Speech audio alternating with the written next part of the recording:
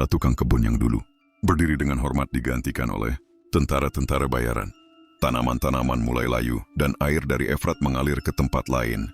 Namun rakyat tetap berjalan ke sana, sekadar menyentuh dinding batu taman atau menatap tinggi ke atas seperti mencari wajah raja yang dahulu berdiri di balkon, mengangkat tangan memberi salam. Nebukadnezar telah mati, kata orang-orang. Tetapi tembok ini masih berbisik. Bab 8. Suara dari kitab-kitab. Jauh dari Babilonia, di negeri yang ia taklukkan, di Yehuda yang hancur, di antara rakyat yang diasingkan ke tepi, Sungai Kebar dan Efrat, nama Nebukadnezar ditulis dengan tinta, darah dan air mata. Dalam kitab Daniel, ia dikenang sebagai raja yang angkuh namun akhirnya ditundukkan oleh Tuhan. Konon, ia bermimpi tentang patung besar dari emas, perak, tembaga, besi, dan tanah liat. Dan setelah menafsirkan mimpi itu, ia menggila berjalan seperti binatang selama 7 masa, sebelum akhirnya memuji Tuhan semesta alam. Sebagian percaya kisah itu hanyalah alegori.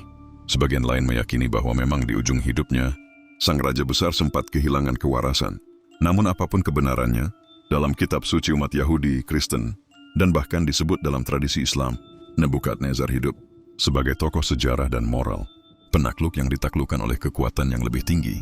Bab 9. Di balik batu bata, berabad-abad setelah wafatnya, tanah Babilonia dijajah, dilupakan dan ditinggalkan.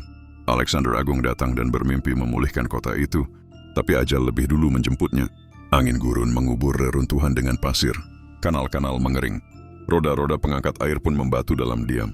Namun suatu hari, ribuan tahun kemudian, para arkeolog menggali tanah Irak dan menemukan bata-bata kuno yang bertuliskan, "Aku Nebukadnezar, anak Nabopolassar, membangun ini demi kejayaan Marduk, dan agar keturunanku hidup dalam kemuliaan."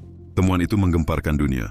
Di Museum Berlin, gerbang Ishtar disusun kembali, bukan dengan kejayaan Babilonia, tetapi dengan kagum dan kekagetan manusia modern. Batu bata menjadi saksi bahwa raja itu pernah ada, pernah membangun dan pernah mencintai. Bab 10.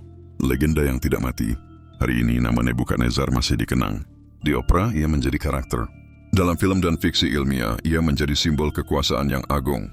Bahkan dalam The Matrix, nama kapal yang membawa kebebasan disebut Nebukadnezar sebagai lambang dari pencarian makna dan kebenaran di dunia yang rusak.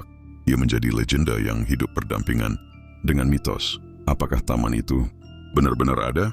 Apakah ia benar-benar gila lalu sembuh? Apakah ia benar-benar membangun Babilonia sendirian? Jawabannya mungkin hanya diketahui oleh angin Efrat.